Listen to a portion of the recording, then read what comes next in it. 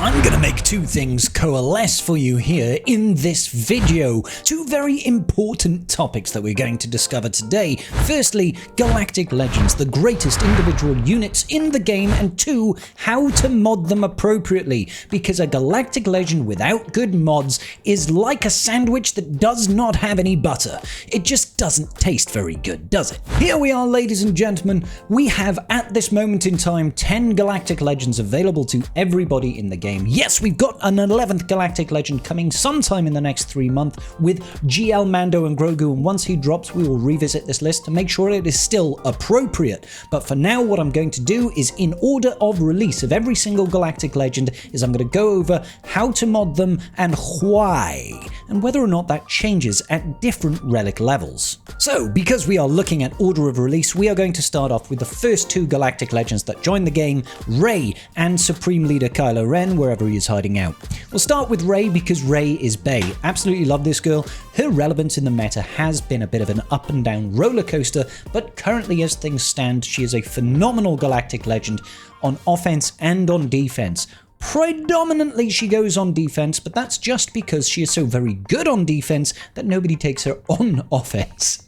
It's kind of weird, right? But she can actually basically take anybody to the cleaners.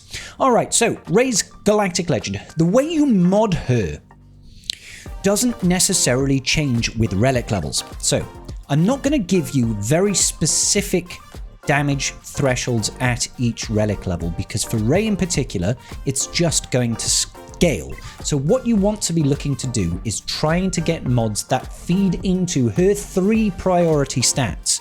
And it is 3 that she's got. Say it with me now. First, she needs health. Second, she needs offense. And third, she needs speed. So you want to look for those 3 stats when you're modding her. Now, a lot of people talk to me about this and like to claim, oh, what sets have you got? What primaries have you got? And in Ultimate, say this back with me, ladies and gentlemen. Sets and primaries and secondaries do not matter in the broad sense, okay? It doesn't matter if you've got a health set and an offense set, or a health primary or an offense primary or an offense primary, or whatever it happens to have, or you've got whatever over here. What actually matters is the end result of your stats, okay? The end result of the stats is what you are looking for. Sometimes that can only be achieved between certain sets, certain primaries, certain secondaries, okay? But I don't want you to hem yourself into thinking, oh, Rey must have a health cross on the primary in an offense set. No, she doesn't have to have that. If you can get the exact same stats using an offense primary and a health secondary, using a defense set, then be my guest, crack on. So, Rey is one of the fastest Galactic Legends in the game, but she doesn't necessarily need boatloads of speed. I tend to look to get her in the speed range of anywhere between 500 and 525, right? I'm in the middle ground right now at 512. Secondly, we do want to mod her for a lot of health. The reason we mod her for a lot of health is because her abilities scale off health quite well. This Lifeblood ability over here means that she takes 25% of her health, and the targeted light side ally is going to get protection based on the amount of that health that she sucked away. So if she's got a higher base figure of health, she's going to give them additional bonus protection. More health, more protection, good thing, right? It also makes her tankier and harder to kill, which is certainly playing into the Datacron meta that we have at the moment. But this is an evergreen video that you can come back to at any time. A good amount of health is a very good thing for Rey. So at Relic 10, my Rey is sitting at 241,000 health right now, and that will get amplified by any Datacrons, okay? Again, use the same principles, have a good amount of health primaries and health percentiles and health sets and stuff like that to augment this figure, okay? 512 speed right now, anywhere between 500 and 525, somewhere around there is going to be a good place for Rey to be. Finally, and probably her most important stat, is her damage. Her ultimate is an enormous damage modifier. It's the Jedi over here. Essentially, when she goes into her ultimate stance, she is going to do true damage based on her physical damage to all enemies, basically. And it will be one figure that gets split among however many enemies are on the field. In 3v3, this intrinsically does more damage because there can only be a maximum of 3 people on the field, or technically 4 if you've got a summoned unit, right? In 5v5, you can have up to 6 people on the field if you've got a summoned unit, or 5 people normally. That means, generally speaking, Rey's ultimate is a little bit more deadly in a 3v3 environment because it's always going to do more damage, okay? Because this figure is based off of her physical damage, you want to pump that damage high, so this has got a high likelihood of killing individual units. Not only that, this sudden whirlwind, yes, it does do damage, that is true damage predominantly. Sorry, not true damage, it's massive damage, which is it's a preset figure. It is a type of true damage, but massive damage is essentially 100,000 damage. That can get modified by various things, right? But it also can do normal physical damage and it can crit. So the higher you are in relic levels and the higher the offense, you will do more damage with both your whirlwind and your ultimate Heir to the Jedi. Now, her basic ability doesn't really do a lot unless you've ramped up a lot of offense. So with that in mind, Rey, generally speaking, you're probably looking at offense sets and health sets. You are looking to get a good amount of health on there. Health is a priority, and the most important thing is to get that damage nice and high. Do not make her slow as molasses. 500 to 525 is probably pretty good. Damage at Relic 10, you're probably looking for 13k. You can go above this, but I'm just balancing out my mods in my roster right now. You want at least to have like 11,000 offense on her. And then health, make sure she's over like 200k, I imagine. All right, cool. That is Rey. Galactic Legend Rey, still a phenomenal Galactic Legend. Next up, we have got Supreme Leader Kylo Ren, and this is probably a more divisive character in how we go about modding him. There are a couple of trains of thought that we can go through on how to mod this guy, but a few things still remain. They're very similar to how we approach to mod Rey, in that we want speed, offense, and health, okay? Do not be too concerned about trying to ramp up that crit damage, okay? You can have it, but Slacker is a unit, a Galactic Legend, that will ramp up his offense really well organically throughout the battle regardless. If possible, I would still try and have this crit damage on there because he's almost always going to crit and that's going to increase your damage output over time, but it's not absolutely 100% necessary, okay? So, what are we looking for with Supreme Leader Kylo Ren? You want him to be lightning fast as you can get him. A number of his counters really depends on Slacker being able to go first and using his first special to stun a unit on the field. The best way to do that is to have boatloads of speed on him. 580, you can get him all the way up to like 595 if you've got utter god mods. Then you do want him to be very chunky. The general rule of thumb with Supreme Leader Kylo Ren is that if he can survive the battle, he will eventually win, because nobody ramps quite like Supreme Leader Kylo Ren. Once he's built up all of his stacks of Siphon, he is going to be siphoning Mastery from the enemy team, which is going to massively increase the damage that he puts out, because his unique Masteries revolve around damage output. Every time he gains more Mastery, he's increasing his crit chance, crit damage, and damage. So this guy will clap, and the only way you can get him to survive a long time is if you have him nice and bulky and fast enough to continually take turns, okay? That's why a lot of his kit revolves around passing turns back to him with things like Hux, second special, boom, and First Order Officer's first special, boom, swap the turns back to Supreme Leader Kylo Ren, get him looping around, get him using his second special a lot to basically siphon Mastery, hit that ult, go into it, double the siphon stacks, double the siphon Mastery when you siphon off stunned units. That's how he operates, right? You want him to be nice and chunky. I've got him at 153k health right now at Relic 10. All of my GLs are Relic 10, they all deserve it. But extrapolate that down from there. I do have a crit damage triangle on him, but I do feel it's not necessary. If you can take that away and put more health on him, if you're feeling like he's not surviving enough, do it. And I've got his damage at 11,500. This number can definitely be higher. It really can. If I was to change his set out into an offense set, if I was to remove this health primary and put an offense primary on there, for example, I could easily pump that damage up to 13,000 plus, but I care more about the survivability than the raw damage, simply because of the way that his kit works. Alright, so some people go for just like a really chunky Supreme Leader Kylo Ren. I remember back in the day, Calvin used to advocate for a slower but very chunky Kylo Ren. I've gone for somewhere in the middle like that. Still like him nice and fast, still like him chunky, and still able to do a little bit of damage. So that is how I would mod Supreme Leader Kylo Ren. Next up, we're going to look at the next set of units, Sith Eternal Emperor and Jedi Master Luke Skywalker. We started with the light side first time, let's go to the dark side this time. Sith Eternal Emperor, broadly considered to be not one of the best galactic legends, but don't be fooled, he is very useful in every single player's account. He is able to be basically a Swiss Army knife of taking out things that maybe aren't galactic legends, but are still problems on the field, okay? I still have this guy at Relic 10.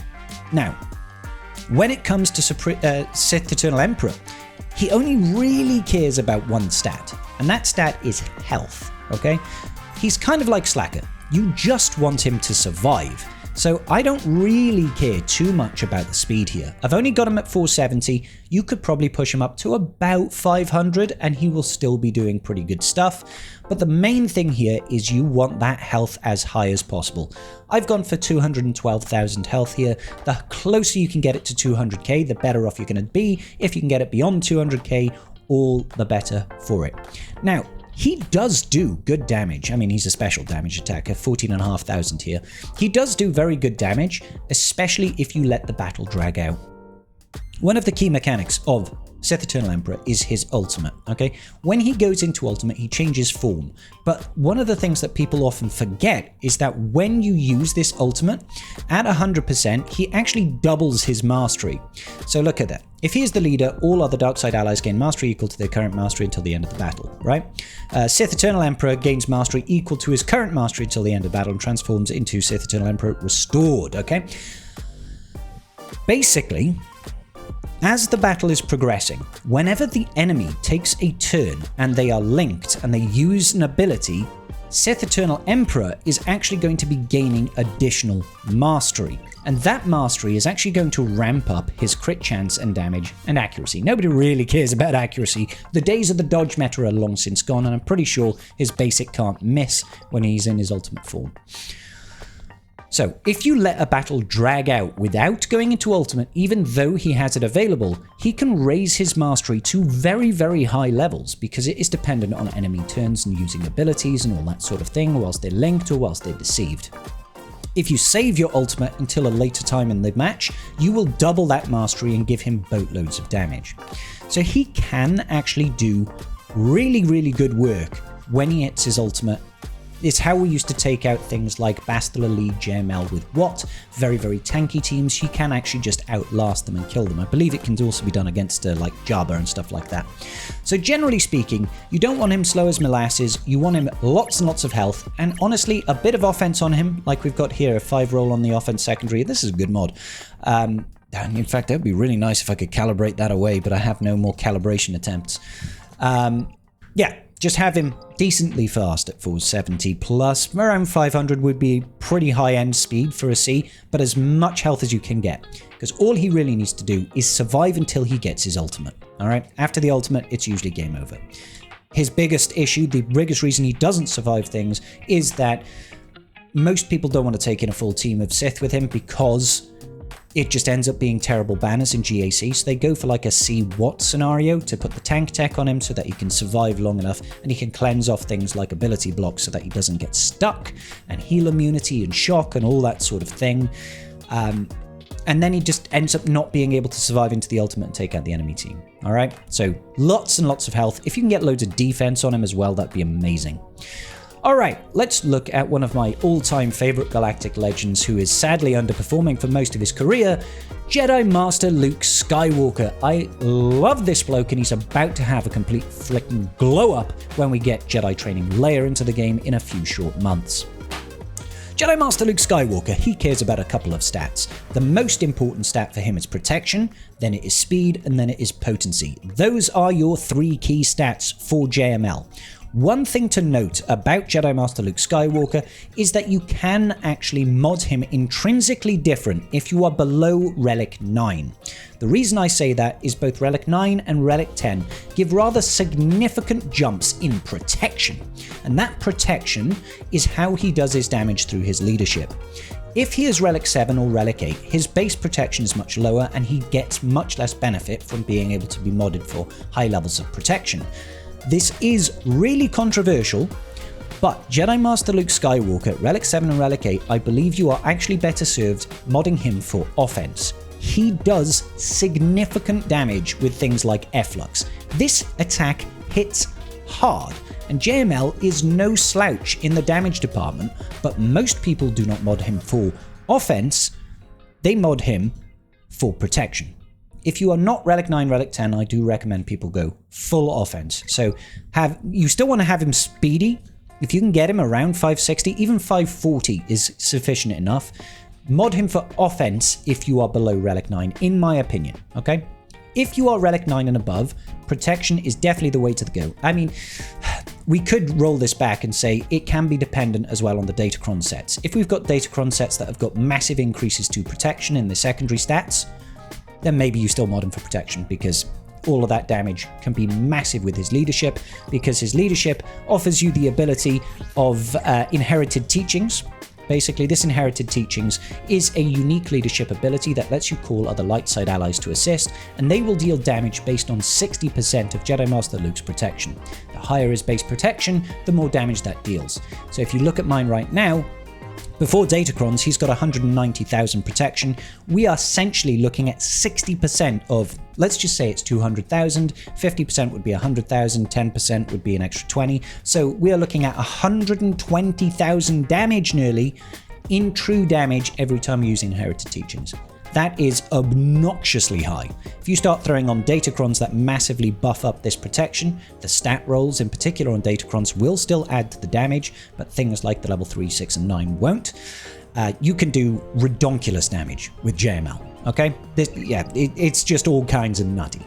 So, at Relic 10, I've got my JML at 190,000, about 200k is still actually possible, but sometimes when you're modding entire accounts you have to make sacrifices, and unfortunately at this point in time, JML just isn't the best performing Galactic Legend, so I settle for 190,000. 566 is where I've got the speed, anywhere around that 550 speed mark is usually good. You still want him relatively fast, because opening up with Efflux over here is able to provide your entire team with 20% turn meter.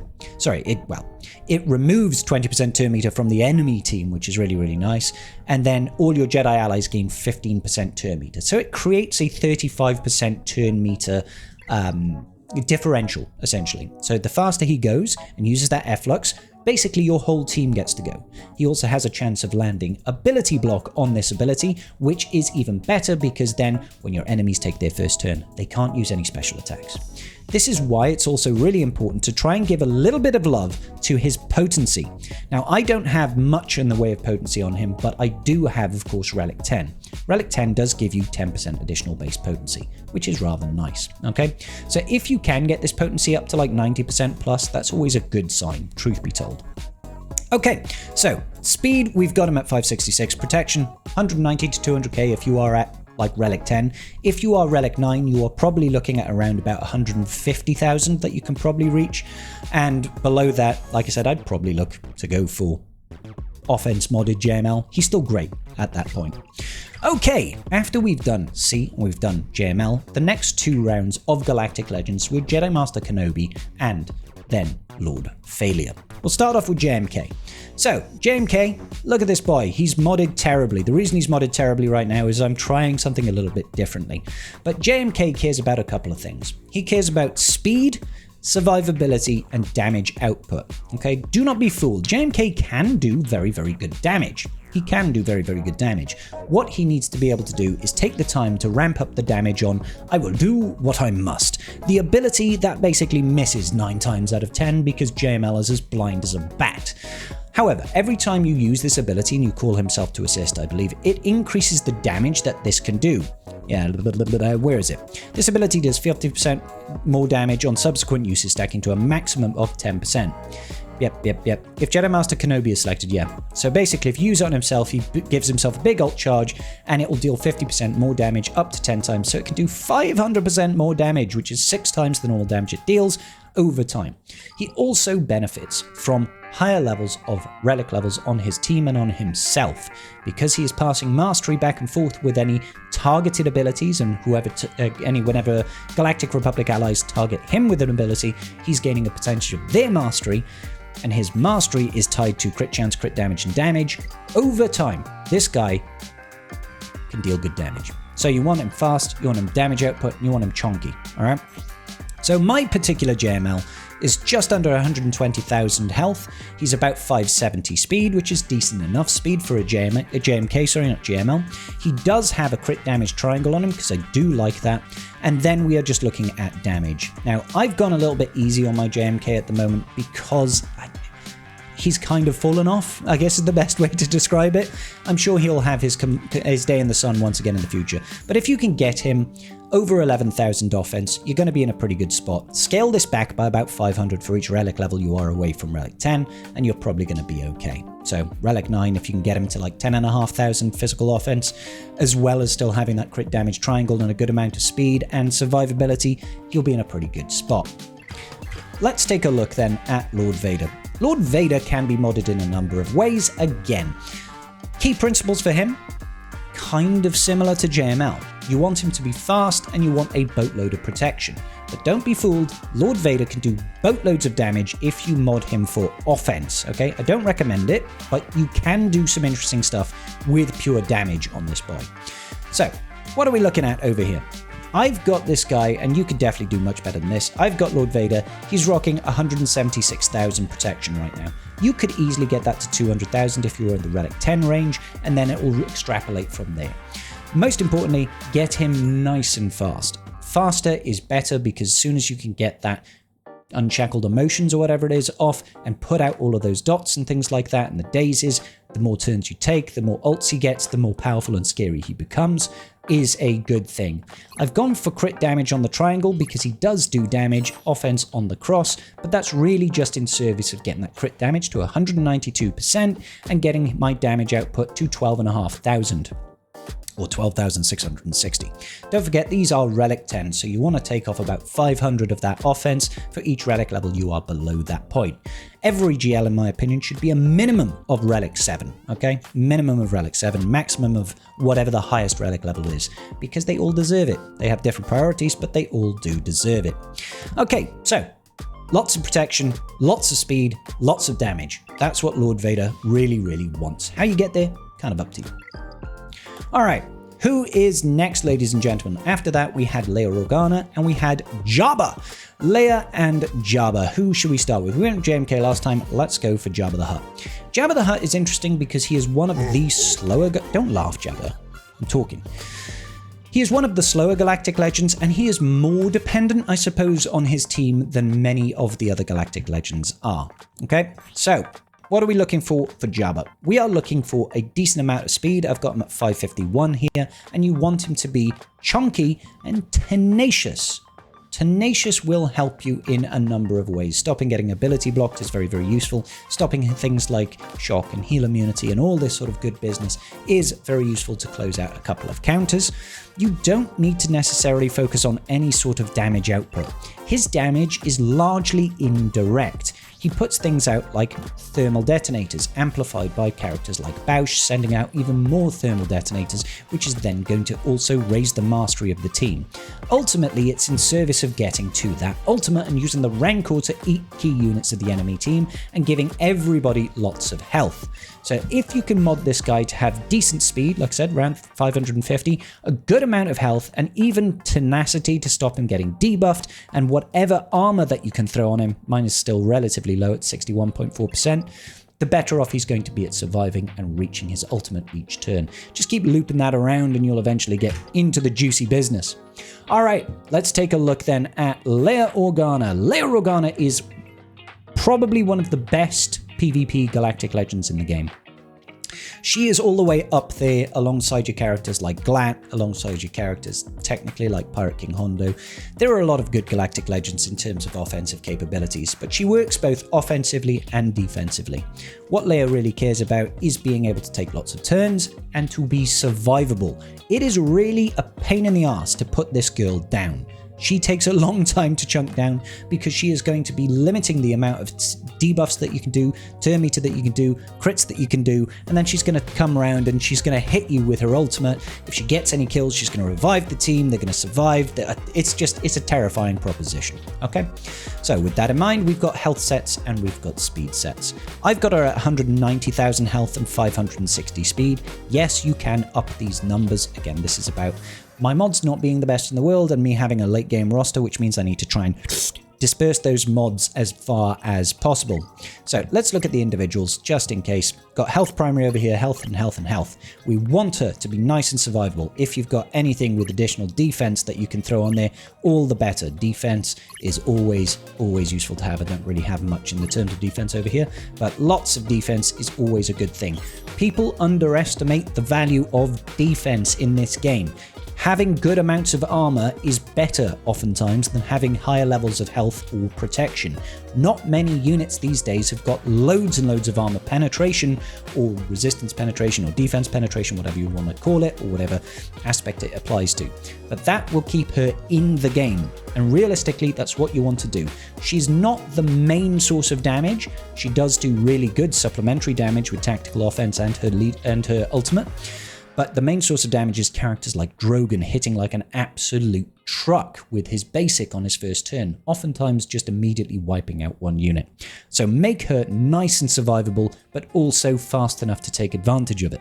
Having her fast enough to be faster than your enemy slacker is really nice if you can have it done, because that will then mean the slacker can't stun the Drogon, for example. There's lots of little nuances to it like that. All right, so we've done Leia. Who else are we going for here? I forget. We've done Jabba, we've done Leia. Okay, so we're coming now into the more recent Galactic Legends, okay? Ahsoka would be the next GL that we've got. Now, Ahsoka, when she first came out, maybe didn't impress people quite as much as she does now. And the reason for that is her kit and her faction came in completely bugged out the wazoo. Half the abilities did not work, half of the uniques weren't working, and everybody took Ezra and threw Ezra on a Rey team because he was just better there. It was better to create a really high concentration of power on the Rey team than it was to give it to Glat because it just wasn't working very well. These days, the bugs have been fixed, and she's actually a monster defensive GL. She is, and in territory war, she is terrifying. If you've got all the TW armies, on like Sabine and General Syndulla, that team is scary at high relics and good mods, terrifying. Now, GL Ahsoka Tano, probably more so than most GLs, is not the star of the team. Okay, she's not the star of the team in so much as she's not the one that's going out there dealing boatloads of damage. She is there to slow people down and annoy the crap out of you because she's just going to run that clock down with her counterattacks constantly, slowly doing those basics, running that timer down. With that in mind, you want her to be a brick wall when it comes to modding. I've got her at 570 speed, 210,000 health, and 120,000 protection. But the armor stat is the important one over here. I've got her at 78.8% armor. The way you raise that is, of course, with defensive mods, okay? So look for mods that have got percentile defense. We've got 14% here. That would be really nice if we could get that 5th roll. Should we try and do it live here? Can you swap this protection? Roll defense, baby! Hey, there we go! Streamer luck. There we go. 18.9% defense on that mod. That's really sexy. Okay, cool. Thank you, Tribe. Appreciate you for giving me that luck. Comment down below if you caught that, because that's dope. All right, yeah, so you really want to look out for those percentiles defense. I've even got a defensive primary over here. Generally speaking, I will say when it comes to primaries, you're usually better off having a health primary and defense in the secondary because the benefits of a health primary, 16%, is better than a 20% increase in defense on the primary, because the highest you can get, like a health secondary, is not going to be comparable to the primary. So in the end, it kind of pays off. I'm trying to find some health secondaries over here. Like generally speaking, you're not going to have like an 18.9% secondary in health, right? You won't get this high in health secondaries, but the secondary and health, primary and health can go to 16%. So usually you're better off having defense mods with health primaries than you are saying having health mods with defense primaries, okay? So if in an ideal world, this would be health, and down here instead of like potency and defense, we'd have percentile defense. But your mods are kind of RNG. So I'm just going with what I can work with over here. So like another 17.33% defense there. That's some nice mods right there. That's some nice modding right there. Okay, yeah. So for her, speed, health, armor. You need that defense as high as possible. She does do damage based on her defense, but trust me when I say it's never going to be significant. All right? Even if the battle lasts forever, it's never going to be significant. Her job is to just be an absolute brick wall. She is Helm's Deep of the Galactic Legends. You just need people to be wailing away trying to get her down, okay? Whilst the other characters in her team dismantle you. Characters like Ezra is another really annoying character, really chunky, hard to kill, hard to hit for one. And then you've got characters like Padawan Sabine Wren and Hu Yang that bring utmost levels of damage, especially now that Hu Yang has been fixed. They are scary units. And General Syndulla is that support type that offers control in the way of fractures and additional buffs and stuff like that. She's a good GL. Trust, fam. Trust. All right. Most recent, for now, Galactic Legend. Pirate King Hondo Onaka. Yes, this is me, Pirate King Hondo. We are here to discuss the modding that a pirate needs in order to best sustain the future of his possibilities. Pirate King Hondo cares for one thing and one thing only. It is profit. No, it is speed, ladies and gentlemen. He is a fast boy, okay? Fastest Galactic Legend, to my knowledge, 601 speed. If you can get him over 600 speed, you're golden. You can go way beyond 601 speed. I say way beyond. I think you can go to like 615 or something like that. He does not need to be 615 speed, but you do want him to be fast. When you pair him, I think it's with Silvo, you gain a one-turn advantage of some ridiculous levels of speed anyway. But the faster he is, the better off you're going to be. His kit really revolves around survivability and being annoying as balls, whilst characters like Brutus or Smee come in with ridiculous levels of damage output. Okay? So you want him taking turns. His second special over here, Charismatic Captain, this thing over here is just like a damage rush. Mass assist for everybody. In the first turn, you've got Lightning Raid if you're all Darkside Pirates, so you can select any target you want, take out key units, give a load of turn meter to your team, so the whole team is basically going to go first. It's a scary situation, right? So in order for this to work appropriately, you do need to have lots of speed on him. Now, outside of that, I like to mod him for two things, which is survivability and in that, well, the two things are survivability, it's health and defense, right? So I've got him at 150k health here, and then I've got a good amount of armor on him. 79.8% is a lot of armor. The reason I do that is because Pirate King Hondo's ultimate is an AoE revive. It's not like Leia's, that's an AoE fracture, and if you kill someone it's a revive. Now this will revive all of your pirates unless they were defeated by unrevivable methods, right? And give them 100% health. So if he can survive, he's going to eventually get back round to this ultimate. Also, his first special gives him Ramping Mastery. It's a flat 10 mastery every time he uses it. And the fact that it's flat is very important, because his mastery feeds into Dodge Chance. And we all know that dodge is really annoying to deal with, because if you can't hit someone, you can't kill them, right? So if you make him really fast and really tanky, over time, he's slowly going to be building this mastery, and it's going to be harder and harder to hit him unless you've got attacks that can't be evaded. He will eventually bring all of his allies back, which is going to mean every battle with Pirate King Hondo turns into a war of attrition. If he's fast, if he's healthy, if he's got lots of defense, it's going to be really hard to put this guy down. So that would be my recommendation. Speed and defense, baby. Let's get that nice and high. That's going to wrap it up for every single Galactic Legend that we have in the game right now. Like I said, I will do another video where we look into GL Mando and Grogu. Once we've had him in the game, been able to play with him, see where his place is in the meta, we'll be able to talk about key modding for him then. But what I do want to say before everybody disappears is that obviously, modding these characters is dependent on the relic levels, but it is also dependent on your roster of mods. The better your mods, the better off you'll be able to equip and prepare your Galactic Legends to be as effective as they possibly can be. If you really struggle with getting good mods, I've got a really comprehensive video guide over here that you can watch that will help you maximize your chances at targeting the mods that you need, so you can really put yourself in the best position to win those GAC matches, beat those legendary events, and maybe just kick some ass and take some names. Alright, go check this one out, and I'll see you there.